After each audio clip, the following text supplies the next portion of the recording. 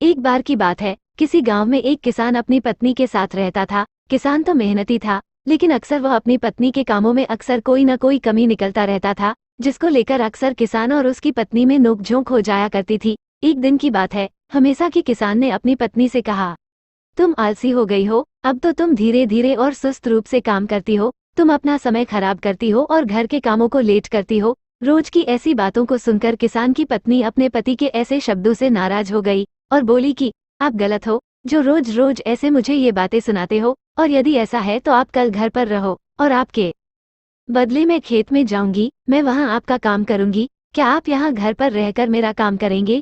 अपनी पत्नी की ऐसी बातें सुनकर किसान ने खुशी से कहा, ये तो बहुत अच्छा है, मैं घर पर तुम्हारा काम करूंगा, एक दिन तुम खेत के काम करोगी तो पता चलेगा कि कितना मेहनत करना पड़ता है।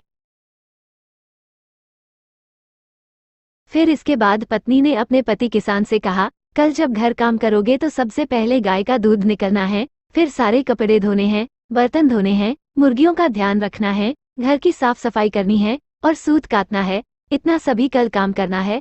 फिर अगले दिन किसान की पत्नी सुबह सुबह खेत पर गई और किसान घर के कामों के लिए घर पर रुक गया। फिर सबसे पहले उसने एक बर्तन लिया और गाय का दूध निकलने के लिए चला गया। फिर जब उसने गाय का दूध निकलने की कोशिश की तो इतने में गाय ने उसे पीछे से जोर से गाय की लात मिली। जोर से लात लगने से वो कराह उठा। फिर किसी तरह उसे दूध निकाला, कपड़े धोए, बर्तन धोए और घर की साफ सफाई किया। इतना करते करते उसका दम निकल गया। फिर इन्हीं कामों को करते करते शाम हो गई। फिर शाम को जब पत्नी खेत से लौट आई तो अब किसान ने शर्म से अपना सिर झुका दिया, जिसे देखकर उसकी पत्नी अब समझ गई थी कि उसके पति को सबक मिल गया है। फिर तो उस दिन के बाद से उसे अपनी पत्नी में कोई गलती नहीं दिखाई दिया और फिर किसान और उसकी पत्नी हंसी खुशी एक साथ रहने लगे।